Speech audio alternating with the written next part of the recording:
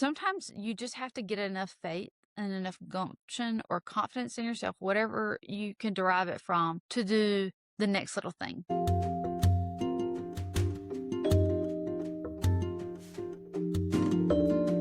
Welcome back to the Running Wine Mom podcast. I'm your host, Samantha Slinsky, aka the Running Wine Mom. Today's guest is someone whose voice has resonated with nearly 1 million women online.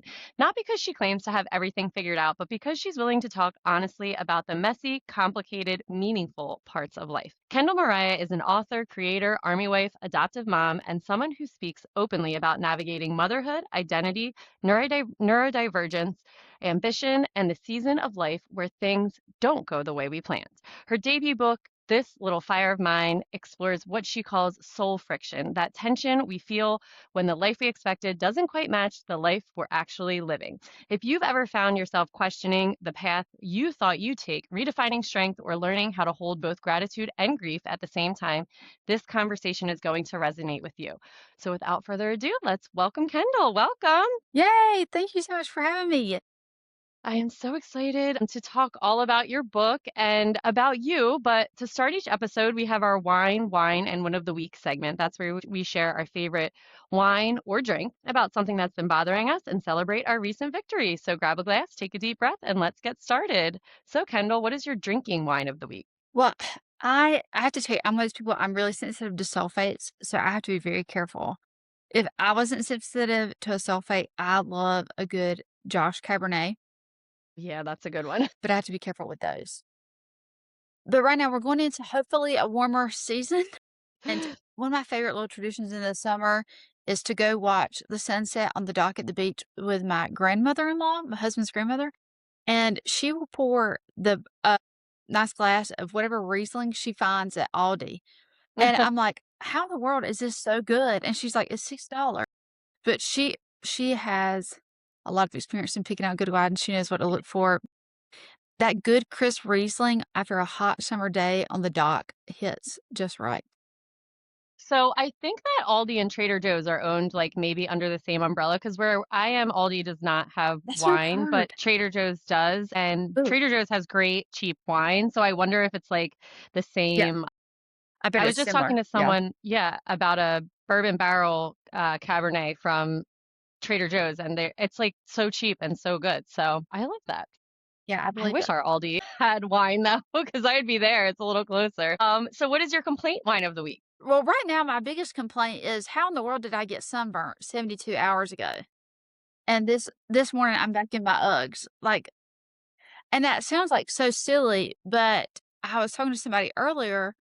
Unfortunately, my my attitude is very connected to the weather. And if I have too Mm-hmm. many gray days in a row, it affects me. I had a real hard time when I lived in Washington State, because it was so gray there all the time. But I was feeling so good Wednesday. I sat on my porch for a long time. I mean, I literally have a suntan line right now from how long I Yeah. stayed out there to right now. I don't even want to go out. It's like my plan was to work in the yard today. And I'm Mm-hmm. like, oh, who wants to work in the yard when it was literally 34 at drop off this morning? It was such a tease. I know, It was was. outside like all day, Monday and Tuesday. It was great. I felt I was like, oh, this is all I Yes. needed. And then yesterday it was snowing. I'm like, Right. what is happening? This is not fair. If I have friends that woke up to snow too, I think that would have sent me right over the edge. Uh, I would have booked a trip somewhere and just told my husband, like, sorry, me and the girl are gone. We'll see you on Monday because I'm not doing it. Actually, I did that a couple weeks ago when there was a storm coming, the big one, and my friends were like, "Let's go Yep. down to Florida for a couple days." And I was like to my husband, "Can I go?" He's like, "Go." So we did for 48 hours. That was it. It was great. Yes. So highly recommend. Good for you. So what's your win of the week? Well, right now it is a little hard. I'm having to hunt the wins. My husband's active duty military, which really sets a different tone in our life right now. And where Mm-hmm. we live near a base. And, obviously I can't share too much, but he's very involved with things at the moment. And that has casted a shadow on our life right now. I've had to postpone my book tour because I don't feel comfortable traveling and something were to happen, my daughter's here, staying with Mm-hmm. my mom or something like that. So this week's been one of those weeks that truly I've had to hunt the wind to find it. But one thing that I am excited about is because my daughter's excited, is this weekend she has dance pictures, Mm. and this is the first time she's doing like, she's gone from just ballet and tap to now she's doing ballet, tap, jazz, and clogging, and she's only Cool. in kindergarten, but we were on the way to school this morning, and it was just so sweet. She goes, "Mommy, now when I get home, they told us the day before pictures, we have to get out our costume, and we've got to do this, and then I wanna wear my hair like this," and, like, this is the phase of motherhood that I feel like I looked forward to so much, like, when Mhm. you're in the toddler trenches and, like, it is so hard, but she's my only one, and we are truly like little ride or die besties.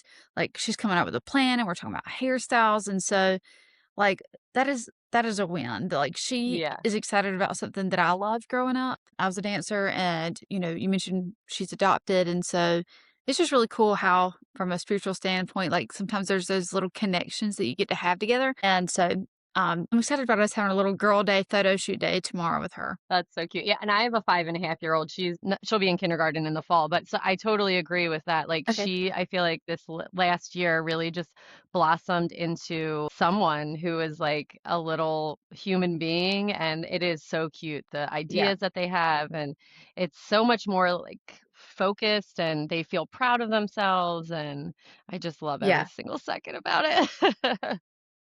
Yeah, it is awesome. I'm really enjoying it. So let's get into you. Can you talk a little bit about yourself, about your platform, and then we'll get a little deeper in. Yeah, so I am not somebody that had ever desired becoming an influencer, content creator, whatever we Hmm. wanna call it today. I am a true millennial that I've just grown up with the internet. I don't know if Yeah. you remember, did you ever do Zanga? Like, Oh back in my the God, early I 2000s, like, love Zanga was the Zanga. Oh thing. my God, it Okay, was. yeah, I yeah, did yeah. it too. So, like You just so unlocked a memory. okay, okay. So, like, I was all into that. I was that friend that understood the coding of MySpace, and Hmm. I've always been really into social media as more like just a user hobby. And then in college, I went into college pre-law and journalism. Okay. And I was dating my husband at the time, and realized that he's military. And if this is going to continue to work out, there's a good chance practicing law is not going to make a lot of sense because we're Hmm. going to be moving around. So And so I true. pivoted into every parent's dream, the arts. But my parents are actually very supportive. My dad's a photographer, but the caveat was like, "Well, why don't you also do business?" So I triple Yeah. majored in business, graphic design, and photography, which now they actually have as like a degree like multimedia because media is Okay. so used. But, Yeah. 10, 15 years ago when I was in It was college, they're like, "What are you gonna do? What are you gonna do with those 3 things?" Like, it was such a foreign concept. right. And so my dad was a photographer. I was following his footsteps. I was photographing weddings, signing wedding invitations with my degree, all those kind of Southern wedding culture Right. things. This was at the height of Pinterest back in like 2015, Ye- 2016. You know the I love season. it. I was a bride Yes. myself during that time. I got And married in so, 2014, so I know. okay, you're right on. We're same timeline Yeah. then. So through all of that, military spouse, we're moving around. I started building some websites and doing social media coaching for other people just because it was just my personal account, but I had like 3,000 followers on Instagram. And back Hmm. then, for like a personal or a business, that was a lot. I mean, even right now, that's having that amount of followers just as a small business would be great, For sure. And so I started helping other people, especially at this time. There was a lot of small businesses or people that really didn't want to touch social media still. I But I know. was like, if you don't have social media to millennials or younger, you're not gonna exist in 10 years, like, because that's where we look for people, that's where we find out about people. So, all of that was going on. I built a really successful business doing that, started doing brand consulting, brand strategy for small businesses or executives. I even did some consulting for some schools, and then we entered the adoption process. We adopt a baby in 100 days, which is a whole God story that is crazy. Yeah, we didn't think it would go that quickly at all. My husband deploys when she's 5 weeks old. That's 2020 now. COVID happens, and I had already kind of Jeez. paused my schedule because I traveled a lot for work, but I was at home with a fresh baby newborn, and it's 2020 and bored. I mean, this time of Right. year, 6 years ago was a bizarre time to be alive to It begin with, was. but I mean, I had nobody. I mean, it was me and an infant, and as Mhm. a new mom, I was terrified to interact with people. So I downloaded TikTok and I started posting more actively on my own social media pages because what else was I gonna What do? else were I mean, we I was doing, doing? like, the I know. bleach tutorials.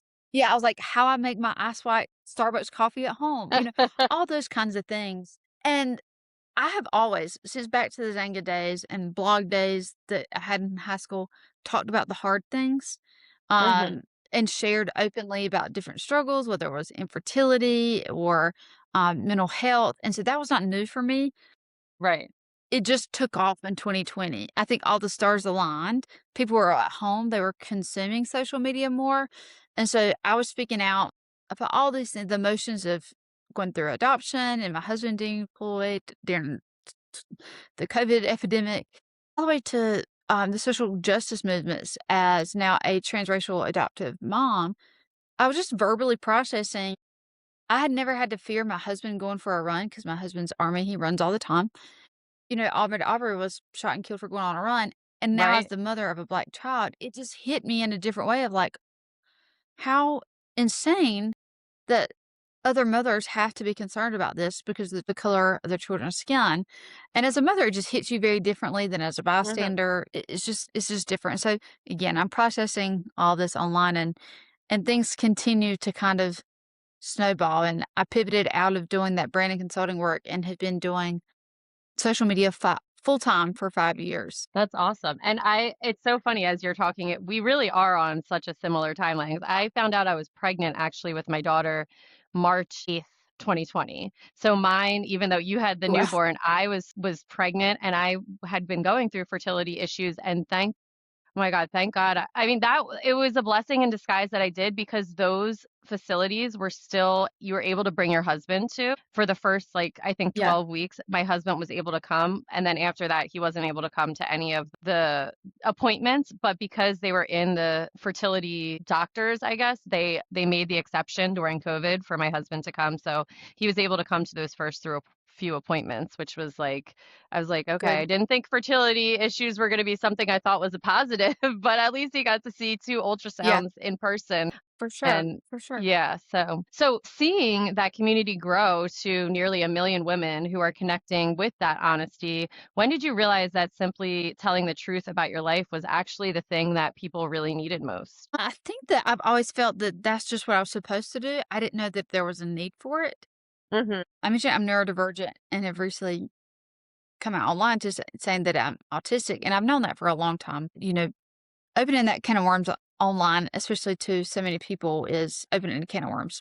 Right. So that's just the way that I am and the way that I'm wired is to be transparent. And I do not have the social awareness to know what I should Right. or shouldn't say. And sometimes there's just something in my body, in my nervous system, a thought like I physically have to get it out or it will cause me a physical issue.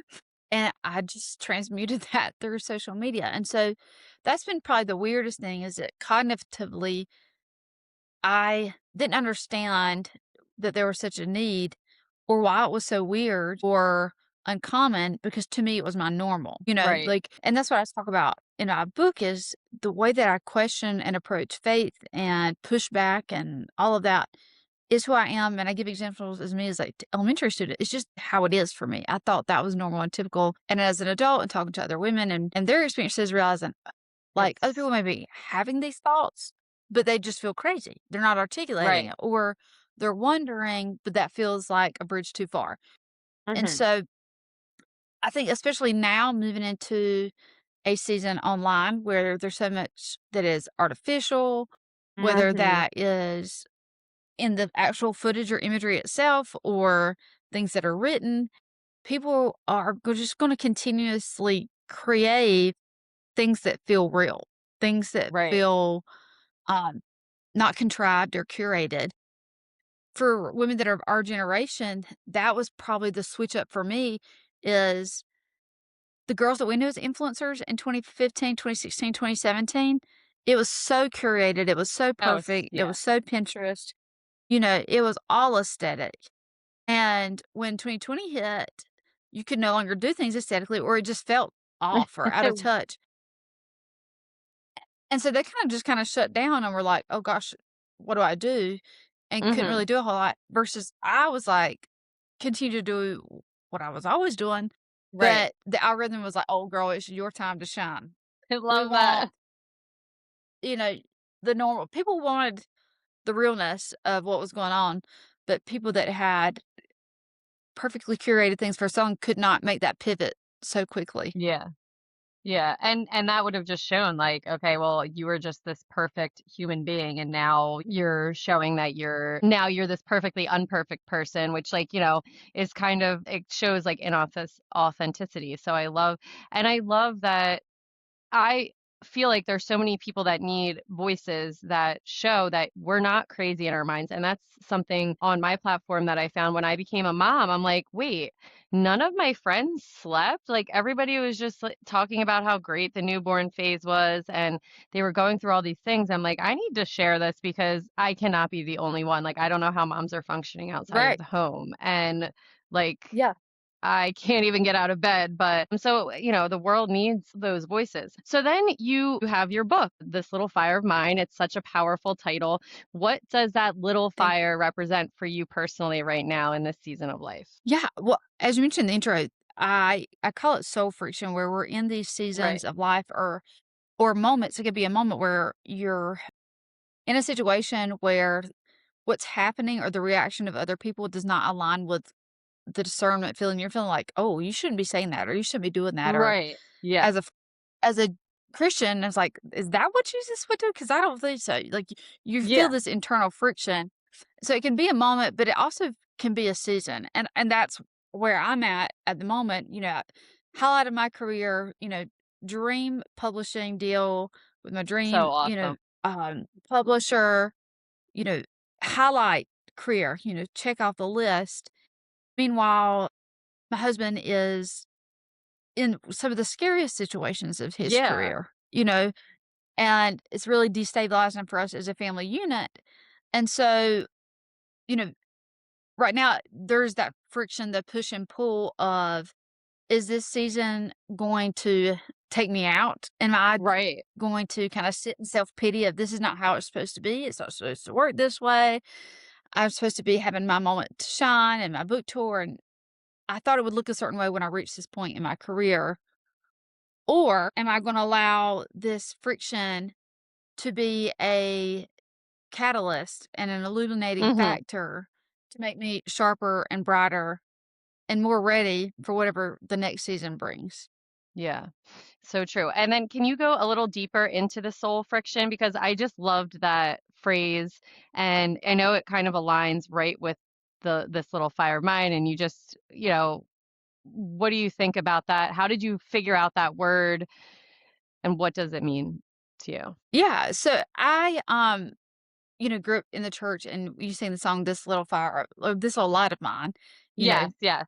as a nursery school student, and I was, just identified with that, like, that made sense, like, if we are called to follow Christ, we are given this light and to shine it, to Hmm. bring hope to other people, to love on other people, to shine light to dark places, and as I've gotten older and I'm trying to do that, it's like, you're Right. trying to call out injustice, or you're trying to, help other people, show love, show that grace. The funny thing is the pushback I've gotten has always come from the church. It's not been people outside the church that are Interesting. intimidated by the light or the fire, but it has been people inside the church. And so the book is really me trying to, one, give women who maybe grew up in faith as I did permission to ask questions and to realize that doubt is not a bad thing as it has been pitched to you, or the idea that through the narratives I share, you can experience bad things and harmful things or just things that you thought you would never experience in your whole life and be mad at God, have a lot of feelings, and God can handle all of that. And you're allowed to Right. ask questions, and you don't have to sweep it under the rug and act like it didn't exist, pretend like it was never a thing. As you mentioned with like the sleep thing, you're allowed to talk about those things. But in Christian culture, that's just not often the case. And Hmm. so about a decade ago, I started picking up on that pattern or that feeling that I would physically get when I saw something, whether it was in real life or scrolling social media, that just kind of gave me the cringy feeling and into almost anger that would manifest up the back of my neck Hmm. and like a friction point. And so I just gave it a name and that I was experiencing this soul friction, and I take you through different points in my life that it's very obvious. And if you can think about them in your own life, you realize you really have a choice. I'm either Yeah. going to allow this friction to burn the house down and burn up this situation, burn the bridge, whatever it may be, or you can actively make the decision, okay, am I going to allow the fire to be a transformative process? Am I going to allow the fire to illuminate a new way? Mhm. But we have to harness it or it will burn everything down. So, yeah, that's kind of where it Yeah. came from. I love that, and I do, I think well, so I think I grew up in as Roman Catholic, and it was this almost similar to what you were saying about those curated Pinterest, influencers. You looked great on the outside, everything was fine and dandy, and then on the inside, there was a lot of stuff happening, whether it's behind closed doors or in your own personal life, but, like, you just, like you said, swept it under the rug. So I love that you are pushing to be like, no, we need to talk about this. And so one of the things, so your journey to motherhood was, a little bit of a difficult road. You included fertility struggles, and then you ended up adopting. What part of that journey changed you the most as a person? Um, the adoption process for sure. And I'll be transparent and say I've never envisioned myself pregnant. Okay. Part of the work for me is realizing that so much of our infertility journey has been based in my own pride of wanting to Mhm. prove the doctors wrong. Yeah. That when they told me at 22 I would probably never have a baby, I've spent the last decade trying to say, "Oh, no, but I can." Mhm. For my experience in life, there's never been a goal that I could not will into existence, through work or effort, whatever it may be. And so it's been so much about just trying to prove the doctors wrong. And so I like to differentiate that because there's a grief, I think, for women when you For have spent sure. so much of your life, or especially in your 20s or early on in marriage, where you envision yourself pregnant, or you envision yourself going through that process. That was never a seed planted in me. Mhm. And so I preface that to say, I don't think anyone should go into the adoption process as a means to an end Mhm. to fill a void or a hole. The adoption should be approached as a journey that's going to be lifelong. And if you're not willing to lose your life savings and never see them again, just in order to support women, then you probably shouldn't go that journey. And because of all that, the adoption process has, without a doubt, been the most transformative process of my whole life, inside Right. fertility and outside fertility. Mhm. And a lot of that comes from the education that you get, based on the stats behind why choosing women choose to place, what socioeconomic barriers are there. You learn about how there is so many systemic issues that lead to women in poverty not having other choices. And it really, for me, especially growing up in a small town in the South, expanded my mind in a way Mhm. that I don't think even education in a more traditional path would have worked the same, Mhm. because it was taken on such a personal level, and we were asked about it, and we were like, "And what would you do in this situation?" Or, "How do you approach this?" Or, um, and conversations like we had a counselor asked us what was the social demographic makeup of the area we lived in, and that's something we need to take into account. Like, if your child is gonna go to preschool or kindergarten and be the only Black child in that room, then you probably shouldn't adopt outside your race, Black or Hispanic or whatever. You should adopt the same because you don't want to put a child who's already gone through a traumatic experience through adoption into a Right. situation again where it's just going to add another layer. So there was just all of these areas of our life that we didn't really fully understand going into the process that adoption would touch Right. and make us have to consider and evaluate. And also the fact that when you have the baby then at your home, when she brought a baby home, that's not when the adoption journey stops. Right. That's not when the family planning stops. This, especially with the open adoption, it's going to be a journey for our whole life. It's a Mhm. lifetime commitment of understanding and therapy and trauma understanding for sure, without a doubt. That has been the most transformative process. And also coming to the realization that my want or desire to get pregnant was out of pride and out of proving it Yeah. wrong, and not because I biologically thought that that was the best idea, or is the best idea for my body. Mhm. But as a woman, it is really hard, and I think all women who struggle with infertility and whatever the background reason is, there's this pain point of our body can't do the one thing it's supposed to do naturally. I know. Yeah. And regardless of if you want kids or you don't want kids, to be told you can't do something you were always told would be so easy and natural makes you feel like a failure and Yeah, for like sure. something is innately wrong with you. So there's definitely had to be working out in that mentally because that's a big burden to carry.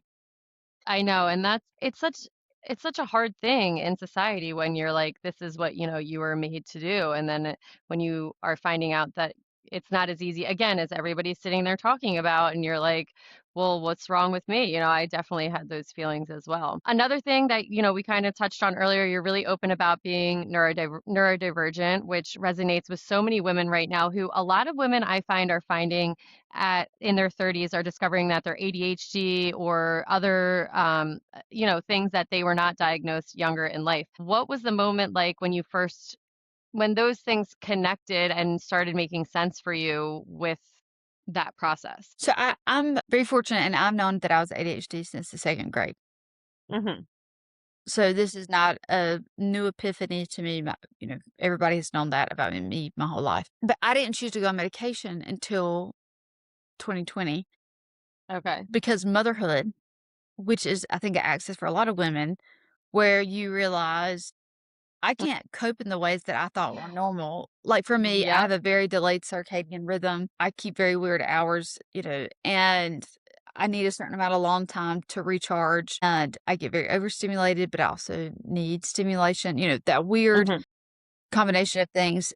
But when you have a child, and especially when your spouse is deployed and you're in a pandemic, Oh my gosh, you I can't cannot even regulate imagine. No. in the ways that you're used to regulating when you're by yourself. And so did a lot of research, and I go into the whole story in the book of, like, my Mhm. crash out point, of when I decided to go on medication, and so I've taken medication off and on since 2020 because I don't always feel like I need it. Because I Right. lasted 27 years without it. That doesn't speak to how bad my ADHD is, because mine is real bad, but I'm very privileged and I live a lifestyle. I work from home, I have my own business, I have my own job where I'm able to cater and accommodate for my neurodivergence. It would probably be very different if I had multiple children or small children at home and I was Mhm. working remote or I had to work a normal job, but I've just naturally been accommodated for or accommodated myself my whole life, which is a privilege of having known I was neurodivergent for a long time because I just kinda wrote a lot of things off as being quirky or having Right. some weird habits. But now there's a power to better understanding because you can find information, go to a therapist and say, "Hey, I think this is what I'm dealing with. Can you help me sort it out? Help me find Mhm. some systems to put in place." I mean, I've known this forever and I'm still figuring it out, and especially now I know. knowing that I'm not just ADHD, I'm autistic, and how does that work together? Because Yeah, and they contradict each other in a lot of ways, but, I mean, there's things at the moment like, one thing I'm trying to do right now, personally, is I love stimuli, like, I love color. mhm. Like, I know sad beige mom stuff is going out, but I was somebody, Thank again, God. in 2020 that when that was, like, at the height, I was, like, having visceral reactions to and was making Yeah, funny videos about, like, I love that. just could not get it. I'm like, "Why do you wanna look like you live in a sterilized hospital?" Like, I Yeah. don't understand. So, I need a lot of stimulation. I like things. I'm a thing person, trinkets Mhm. and collect things and all that kind of stuff. And I'm somebody that have struggled with weight my whole life. I would say that I have a ton of clothes and shoes Mhm. and accessories and all those things. But I'm realizing having so much creates real issues for I can't stay Yeah. on top of organization, I can't stay on top of laundry. Like, my mom's like, you should not be able to go 3 weeks without washing clothes." Like, that is insane. Like, I that feel is like insane. I am connecting so much to this because I'm like, "Oh god, I could go 3 weeks without doing laundry too." Yeah. Oh, yeah. And it's not because I change 2 or 3 times a day.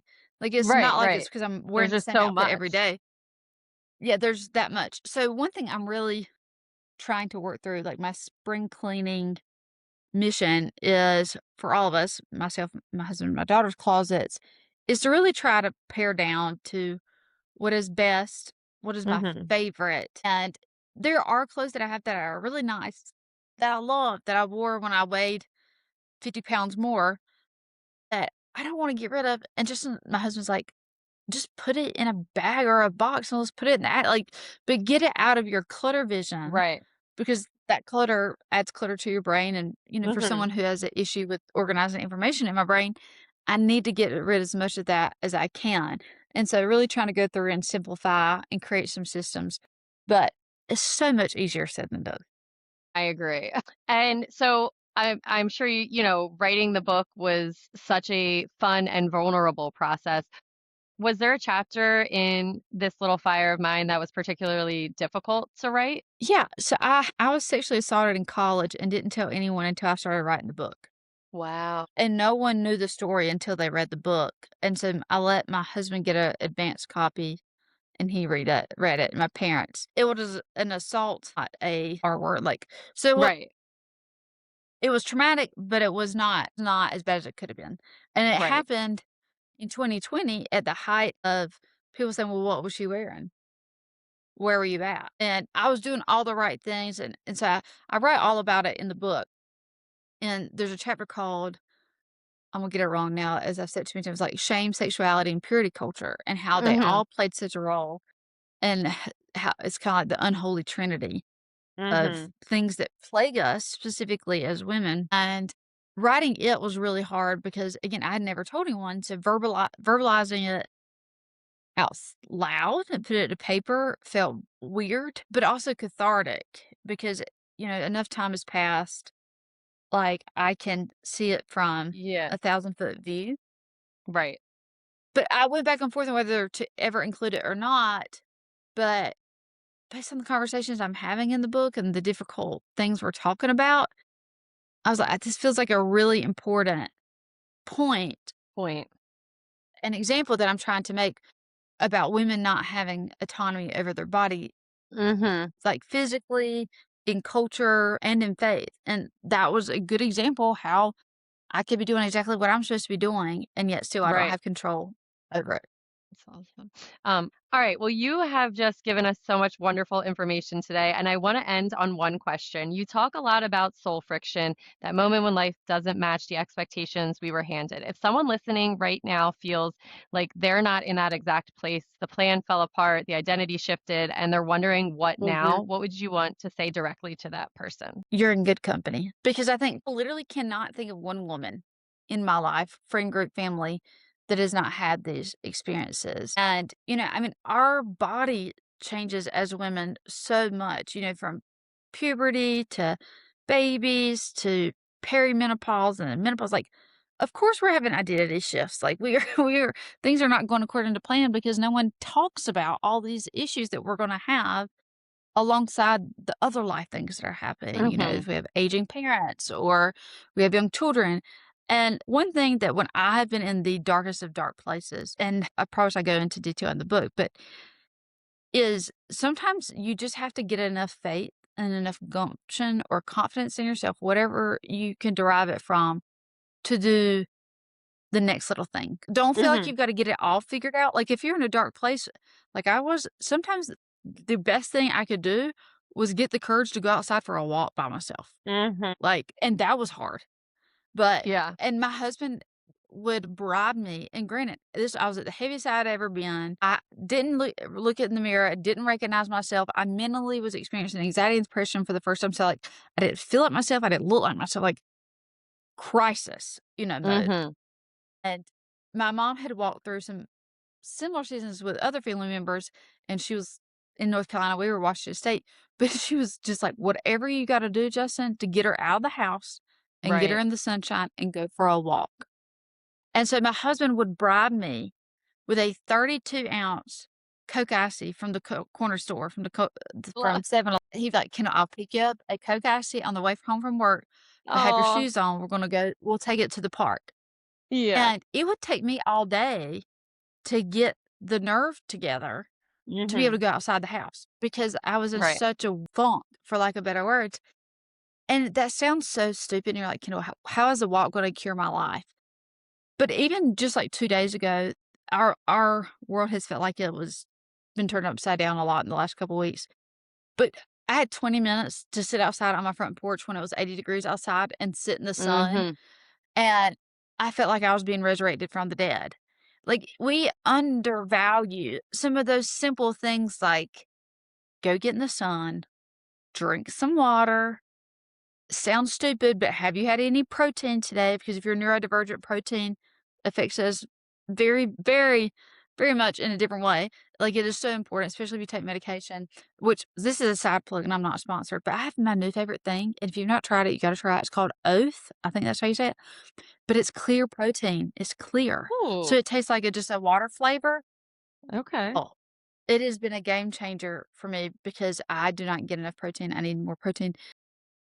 And I love to drink water drinks. But I hate the milky protein shakes. They have weird aftertaste. These do not. Yeah, they But do. it could Oh, be I have something to as look into little. that. I need that. Yes, it could be a simple win like that. Like, get outside, drink your drink of choice, whether that's take your glass of wine for a walk, but just get outside. And I will say, and this is might hurt some feelings because how people, probably feel on this podcast because I did too. But sometimes we have to eliminate things to figure out what the trigger was. And for me, like, I had to eliminate wine and I had to eliminate Yeah. caffeine, like, because especially as a neurodivergent person, they affect us so differently. And we couldn't get a good baseline for how do I actually feel Right. because I didn't know. Like, You I didn't had know. so much caffeine to get me going. And then I wanted a glass of wine or something to wind down at night. I was self medicating and that's like, you gotta get the Band-Aid off before we can address the wound. And so, Mhm. the pendulum kind of swings too far sometimes. And so my encouragement is just figure out what that little thing is like, can you go outside and can you go for a walk? Or is there somebody you can call to just offload Mhm. it? Sometimes we just Right. gotta get it out of our head. Like, who's the safe person you can say, I don't know who I am anymore. I don't know what I'm looking at in the mirror. Who am I? What is this? Like, what do I do? And just sometimes verbally processing it flips the switch that Yeah. we've at least dumped it somewhere, and we did it as kids. Like, my daughter does it, like, she gets in the car from school and, like, she does, like, this really spastic, like, wiggle and, like, scream, and then she's gotta tell me 5 things that are unrelated. She's just dumping. But as women particularly, we stop doing that because we're told we're Mhm. emotional, we're dramatic, like, we're in our head, but sometimes we just gotta get it out, like, let it out to somebody. And so I hope if you have a trusted friend, I really think those are the 2 biggest things I can tell you is find somebody you can just they don't even have to give you advice, and you can tell them if you don't want advice, tell them, "I'm not expecting you to say anything back. I just need to say this out loud." Send that 6-minute voice note to them while you're on your little hot girl walk outside, even though you feel like Yes. the death plague. But that I really love is it. that. Yeah. And don't you hate when it's the simplest advice that you're like, "That's the I hardest thing know. to do, literally."